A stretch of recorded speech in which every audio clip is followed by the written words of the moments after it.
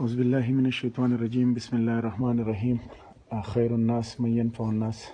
مسلمانانو ورونو دا وخت د دې خپلې مورکۍ خواته ناست یو. مورکۍ مې د 10 کالو نه بیماره ده او فالج ورته هم شوی دی. دا یو لاس مکمل د دې ډیمیج دی او خبرې هم نشي کولی.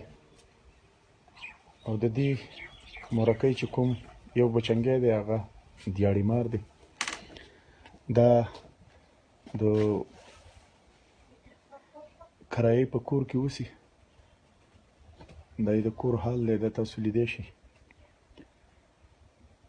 زما ټولو مسلمانانو وروڼو ته دا درخواست دی چې دغه شان بېوسه لاچاره خلک یي، د هغوی سره مرسته پکار ده. او خاص کر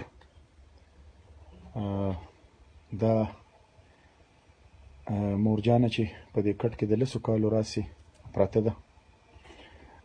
د زوی د وینا مطابق یې خو د دې ډېر علاجونه وکړه او د خپل وس مطابق یې هر خدمت او هره منډه وله وواله، خو بېوسي بد څیز دی. الله دې څوک نه مجبوره کوي، الله دې څوک نه لاچاره کوي. مورکۍ تاسو څنګه یې؟ ښه یې؟ او د کله راسې ناجوړه یې؟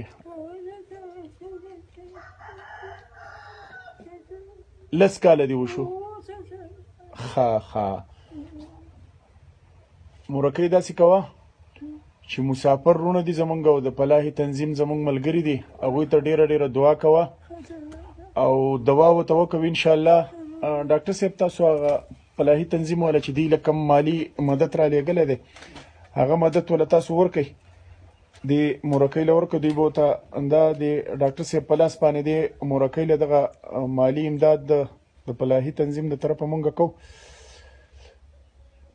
او زما ټولو مسلمانانو وروڼو ته دا درخواست دی چې تاسو هم د خپل طرفه د داسې بېوسه او لاچاره خلکو سره مدد کوئ، یا ستاسو په ګاونډ کې یا په کور کلي کې یا داسې تاسو ویډیو وګورئ چې په هغې کې داسې بېوسه خلک یي، لاچاره خلک یي، نو د هغې سره خامخا مدد کوئ.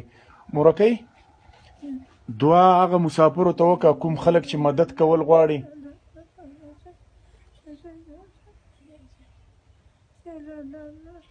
مسلمانانو وروڼو د دې فالج د وجې نه مورکۍ خبرې نشي کولی، نو نور به تاسو پوهیږئ، خو دې ته د علاج ضرورت دی ځکه چې د 10 کالو راسې د دې کوم علاج شوی دی نو هغه علاج به مناسب نه و، ځکه چې تر اوسه پورې دې هېڅ پرمختګ نه دی کړی دی چې د دې صحت پې ښه شوی وي. خو به هر حال دا مورکۍ ډېره زیاته دعا کوي، خبرې نشي کولی او د 10 کالو راسې په کټ کې پرته ده. مسلمانانو وروڼو تاسو دا وګورئ او دغه مورکۍ ستاسو د وړاندې ده. مونږ له راغلي یو او د خپل طرفه مو سره مالي امداد وکړو او مونږ غواړو چې هغه خلک چې څوک مدد کول غواړي، امداد کول غواړي، چې هغې ته دغه شان بېوسه او لاچاره خلک چې کوم دي چې هغه ورته په ګوتو کړو. او انشاءالله چې کوم ملګري کوم مخیر حضرات چې امداد کول غواړي نو د دې نمبر به زه شیر کړم، یا که زمونږ په لاس باندې د دوی سره څوک مدد کول غواړي نو زه به ورسره بیا هم راشم دلته، او که نه ډایرکټ ورسره مدد کول غواړي نو د دې نمبر بلکل زه تاسو له درکولی شم. دا یې د کرایې کور دی، د تاسو کتی شئ وروڼو.